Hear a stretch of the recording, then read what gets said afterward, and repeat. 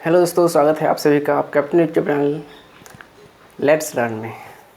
दोस्तों, आज का टॉपिक है डिवीज़न यानी भागा। हम लोग सीखेंगे कि भागा किस प्रकार करते हैं। उसके बाद फिर सीखेंगे टेस्ट ऑफ डिविजिबिलिटी यानी विभाजकता का नियम, यानी कौन सी संख्या किस संख्या से यानी किस अंक से डिवाइड होगा, यह चीज़ आज हम लोग सीखेंगे। तो चलिए शुरू करने से पहले दोस्तों, आप लोग हमारे चैनल को सब्सक्राइब कर ले तथा वीडियो अगर अच्छा लगेंगे तो लाइक शेयर एंड सब्सक्राइब जरूर कर ले। दोस्तों चलिए अब स्टार्ट करते हैं। दोस्तों आज का टॉपिक है, जैसे कि आप लोग बता चुके हैं, आप लोगों की है भाग यानी डिवीज़न।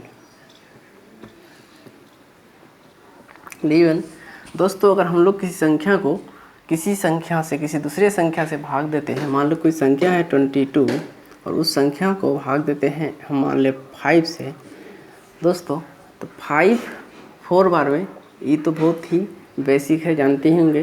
5 4 बार में 20, 22 में 20 को हटाएंगे, यहाँ आएगा 2 दोस्तों। यहाँ जो ई संख्या है इसको हम लोग कहते हैं भाज्य यानी डिविडेंड।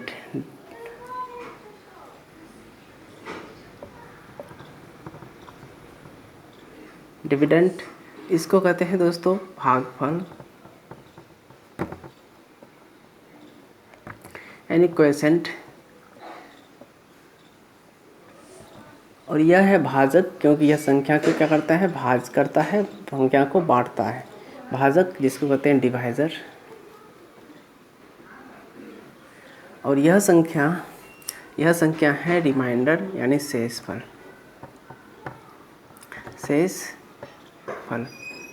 तो दोस्तों, हम लोग अगर भाग को जांच करना है कि सही है या गलत है तो किस प्रकार जांच करेंगे, तो संख्या यहाँ 22 को यहाँ देख सकते हैं कि 22 इक्वल टू इस संख्या को इस संख्या से यानी 5 को 4 से मल्टीप्लाई करते हैं और यहाँ शेषफल जितना आया उसको ऐड करते हैं तो इसके इक्वल हो जाता है, यानी 5 चौक 20 और प्लस 2 बराबर 22, यानी किसके बराबर आ गया, भाज्य के।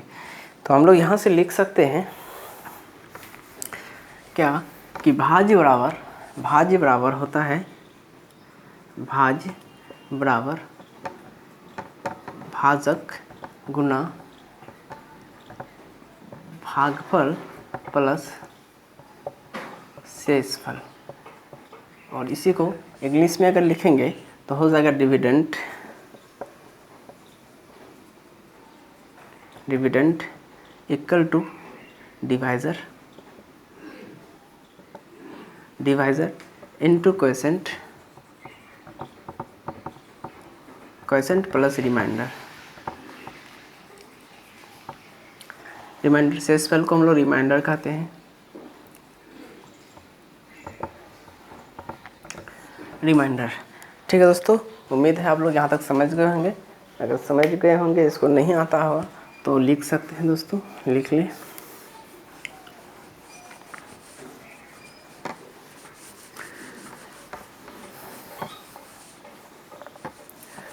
दोस्तों इसके बाद हम लोग बढ़ेंगे आगे विभाजकता का नियम।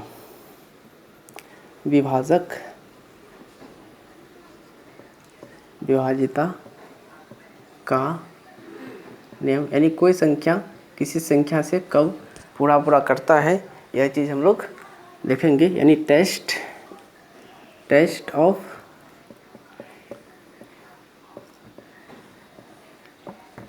डिविजिबिलिटी। तो दोस्तों सबसे पहले हम लोग देखेंगे 2 से विभाजकता का नियम, यानी 2 से कोई संख्या का भाग लग जाता है। तो फर्स्ट नंबर में देखेंगे 2 से विभाजिता का नियम।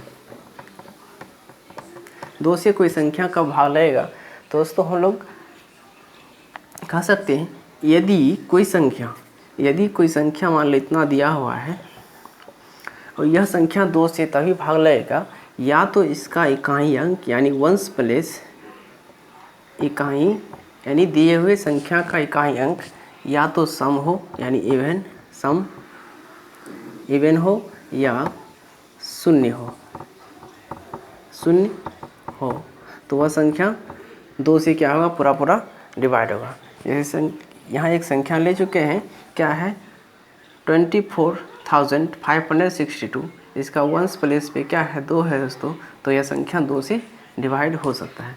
मान लेते हैं 24 है, इसका 4 इकाई स्थान पे क्या है सम संख्या है, इवन नंबर है, तो यह 2 क्या होगा 24 क्या होगा पूरा संख्या 2 से पूरा डिवाइड होगा, यानी 2 से 2 1 जा 2 4 2 2 जा 4।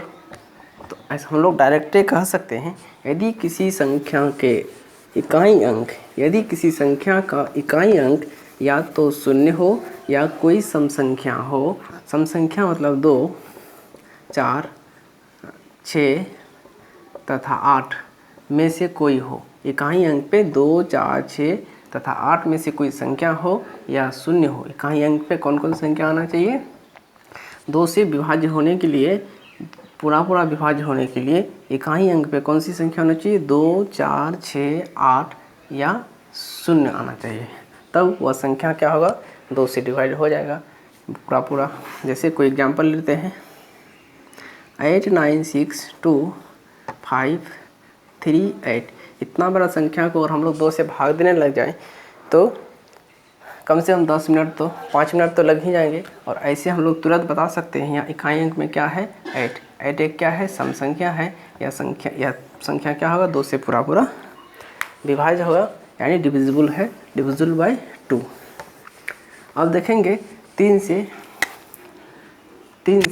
विभाजित का नियम। तो दोस्तों 3 से विभाजित का नियम क्या है, यदि दिया हुआ संख्या, ध्यान से सुनिएगा, यदि दिया हुआ संख्या के अंकों का योग 3 से डिवाइड हो, मान लो कोई संख्या है 3 4 3 2 8, इस संख्या के अंकों का योग ऐड करेंगे, यानी 3 + 4 + 3 + 4 + 8 सबको ऐड करेंगे। अगर यह ऐड करने के बाद 3 से डिवाइड होता है तो यह पूरा संख्या 3 से क्या होगा डिवाइड होगा, यानी डिविजिबल होगा। तो 4 + 3 7 7 + 3 10 10 + 4 14 14 + 8 14 प्लस यहाँ 7 कर देते हैं, 14 + 7 तो 14 26 और 21 3 से क्या होगा 3 से पूरा कट रहा है 7 बार में, इसलिए यह संख्या भी 3 से क्या होगा पूरा विभाज्य होगा।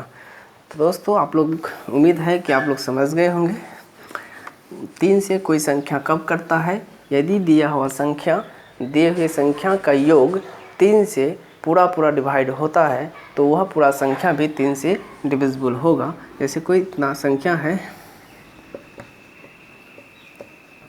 इतना बड़ा संख्या को 3 से डिवाइड कैसे होगा, तो यह संख्या का योग इस सारे अंक को क्या करेंगे ऐड करेंगे, 2 + 5 + 6 + 3 + 8 + 9 + 6।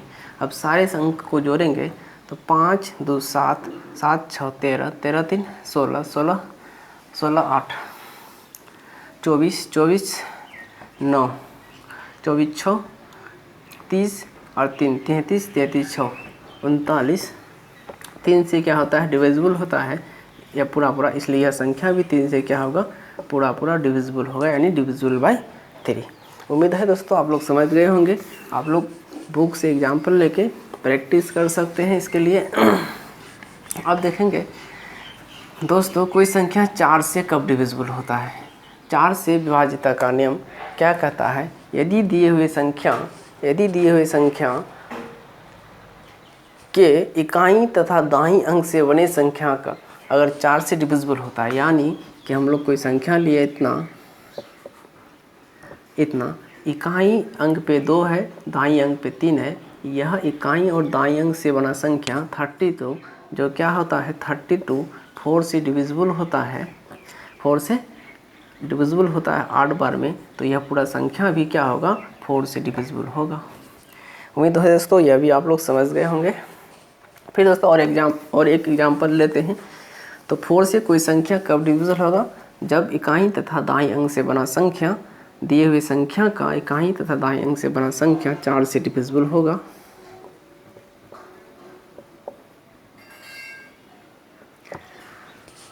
कोई संख्या दिया हुआ है इतना बड़ा संख्या को हम लोग अगर भाग करने अगर जांच करना है कि यह संख्या 4 से डिविजिबल है या नहीं है तो इसका सिर्फ 2 अंक, अंतिम का 2 अंक, जी हाँ दोस्तों, सिर्फ अंतिम का 2 अंक लेंगे और इसको डिवाइड करेंगे 4 से। अगर यह संख्या 4 से डिवाइड हो जाता है तो यह पूरा संख्या भी 4 से क्या होगा, डिवाइड होगा। तो 4 से 4 1 बार में, 2 4 6 बार में, यानी 16 चौक 64 कट जाता है। इसलिए यह संख्या पूरा क्या होगा, डिविजिबल बाय 4, पूरा कट जाएगा, यानी विभाज्य हो जाएगा 4 से। अब देखेंगे दोस्तों कि कोई संख्या 5 से कब डिविजिबल होता है। कोई संख्या 5 से डिविजिबल होता है कब, कोई अगर हम लोग को संख्या दे दिया जाए, एक बड़ी संख्या, और उस संख्या को बोला जाए कि बताओ यह 5 से डिविजिबल है या नहीं है, तो तुरंत हम लोग मात्र 1 सेकंड में चेक कर सकते हैं कि 5 से डिविजिबल है या नहीं है। बस उसका रूल पता होना चाहिए दोस्तों। तो कोई भी संख्या 5 से डिविजिबल होगा जब उसका इकाई अंक या तो 5 हो, इकाई अंक क्या हो दोस्तों, सुनिएगा ध्यान से, इकाई अंक या तो 5 हो या 0 हो। इकाई अंक 5 हो या 0 हो तो वह संख्या 5 से डिविजिबल होगा। जैसे यह संख्या एक एग्जाम्पल लिए हैं, क्या इतना है, इकाई अंक क्या है, 5 है, तो यह संख्या 5 से डिविजिबल होगा। अब फिर मान लें, आप लोग बताइएगा कमेंट में, यह संख्या 5 से डिविजिबल है या नहीं है, 5 से डिविजिबल है या नहीं है। अभी क्या बताया थी कि इकाई अंक या तो 0 हो या 5 हो, तो यह 0 है, इसलिए 5 से डिविजिबल है। एक पूरा संख्या कट जाएगा 5 से। चलिए दोस्तों और एक एग्जाम्पल लेते हैं। तो 5 से डिविजिबिलिटी का रूल क्या कहता है कि इकाई अंक या तो 5 हो या 0 हो तो पूरा संख्या 5 से विभाज्य होता है। ठीक है दोस्तों, चलते हैं हम लोग फिर 6 की ओर। तो 6 से विभाजकता का रूल कहता है 6 का अभाज्य गुणनखंड, 6 का अभाज्य गुणनखंड करते हैं हम लोग, 2 और 3 होता है। इसके बीच में कोई कॉमन फैक्टर है नहीं, तो कोई भी संख्या 6 से विभाज्य तभी होगा जब वह संख्या 2 तथा 3 दोनों से विभाज्य, एक साथ विभाज्य होगा, तब वह संख्या 6 से विभाज्य होगा। जैसे हम लोग लेते हैं 8 9 2 3 4। अब यह संख्या 6 से डिवाइड है या नहीं है, तो 2 से, इकाई अंक सम संख्या है, 2 से तो डिवाइड होगा। अब 3 से चेक करेंगे, 3 2 5 4 9 3 से डिविजिबल है, 3 से भी डिवाइड हो गया, तो यह संख्या 2 और 3 दोनों से डिविजिबल है, इसलिए संख्या 6 से भी विभाज्य है। ठीक है दोस्तों, अब बढ़ते हैं हम लोग। इसके बाद आता है अंक 7। 7 से कोई निश्चित नियम है नहीं, लेकिन हम लोग अगर किसी संख्या को 6 बार रिपीट करके लिखते हैं, क्या करके लिखते हैं, यदि किसी संख्या को 6 बार रिपीट करके लिखते हैं तो वह संख्या 7 से डिविजिबल होता है। 6 बार का पुनरावृत्ति, जैसे हम लोग मान लिए 8 8 8 8 8 8 1 2 3 4 5 6 बार है, यह संख्या 7 से डिविजिबल होगा। 9 9 9 9 9 9, 6 का रिपीटेशन है, यानी 9 का पुनरावृत्ति 6 बार है, यह संख्या 7 से डिविजिबल होगा। ठीक है दोस्तों, और यह संख्या 11 13 37 111 से भी डिविजिबल होगा। ठीक है दोस्तों, बढ़ते हैं हम लोग फिर 8 की ओर। 8 से कोई संख्या कब डिविजिबल होगा, 8 से कोई संख्या तभी डिविजिबल होगा जब वह किसी उस संख्या के इकाई दाईं तथा सैकड़ा से बना संख्या 8 से डिविजिबल होगा। मान लिया 3 इकाई दाईं सैकड़ा, इकाई दाईं सैकड़ा से बना अंक 788 है, इसको 8 से डिविजिबल करेंगे। 8 से अगर यह संख्या कटता है पूरा तो यह संख्या 8 से डिविजिबल होगा, अर्थात नहीं होगा दोस्तों। अब इसके बाद है 9 से। तो जो रूल 3 से डिविजिबल का है वही रूल 9 से भी डिविजिबल का है, यानी किसी संख्या के अंकों का योग अगर 9 से डिविजिबल है तो वह संख्या क्या होगा, पूरा संख्या भी 9 से डिविजिबल होगा। 8 + 6 + 9 + 6 + 3 करेंगे तो 9 × 15, 5 20, 1 21, 3 24 और 8 24 8 32 32 9 से डिविजिबल नहीं है, तो यह संख्या भी 9 से डिविजिबल नहीं है दोस्तों। अब 10 से डिविजिबिलिटी का रूल है कि किसी संख्या का इकाई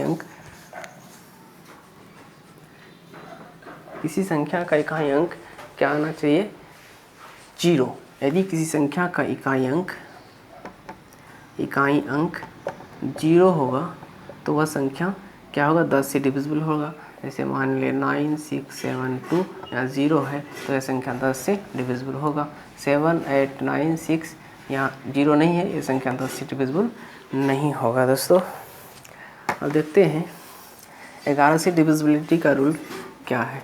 तो 11 से डिविजिबिलिटी का रूल है, 11 से विभाज्य का नियम है कि कोई संख्या है उसका समस्थानों के अंकों का योग, देखो इसको हम लोग 1 2 3 4 5 6 काउंटिंग करते हैं। समस्थान में कौन है, 2 4 और 6, इसको जोड़ेंगे तो 9 + 3 + 2 9 3 12 तो 14, 8 6 14 3 17। अब 17 में 14 घटाते हैं, यह क्या आता है, 3। यह 3 आता है, या तो 0 आना चाहिए या 11। 11 से डिविजिबल होने के लिए या तो 0 होना चाहिए या 11 का गुणनखंड होना चाहिए, तभी वह संख्या क्या होगा, 11 से डिविजिबल होगा, अर्थात नहीं होगा। तो ठीक है दोस्तों, आज हम लोग 11 तक डिविजिबिलिटी का रूल पढ़ चुके हैं। अब इससे नेक्स्ट क्लास में फिर देखेंगे इसका अगला पार्ट। आज क्लास दोस्तों यहीं तक। Thanks for watching.